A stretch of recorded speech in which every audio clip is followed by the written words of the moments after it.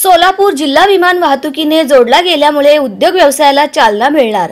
नूतनीकरण झालेल्या सोलापूर विमानतळाचे देशाचे प्रधानमंत्री नरेंद्र मोदी यांच्या हस्ते नवी दिल्ली येथून दूरदृष्टी प्रणाली या पद्धतीने लोकार्पण झाले। सोलापूर जिल्हा विमान वाहतुकीने जोडला गेल्यामुळे येथील उद्योग व्यवसायाला मोठ्या प्रमाणावर चालना मिळणार आहे। तसेच देश विदेशातील विठ्ठल भक्तांना दर्शनासाठी हवाई सुविधा मिळणार असल्याचेही त्यांनी सांगितले। यावेळी सोलापूर विमानतळ येथे आमदार सुभाष देशमुख, जिल्हाधिकारी कुमार आशीर्वाद, महानगरपालिकेचे आयुक्त शीतल तेली उगले, उपजिल्हाधिकारी अमृत नाठेकर, माजी सनदी अधिकारी प्रवीण सिंह परदेशी, सोलापूर विकास मंचचे केतन शहा, माजी खासदार डॉक्टर जयसिद्धेश्वर स्वामी, माजी आमदार नरसिंग मेंजी यांच्यासह सोलापुरातील व्यावसायिक, उद्योजक, विविध क्षेत्रातील मान्यवरांची उपस्थिती होती।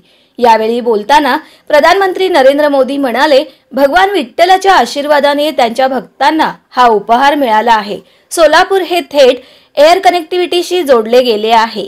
तिथल्या विमानतळाची सर्व प्रकारची क्षमता वाढवली असल्याने विठ्ठल भक्तांसह यात्रेकरूंना नवनवीन सुविधा मिळणार आहेत।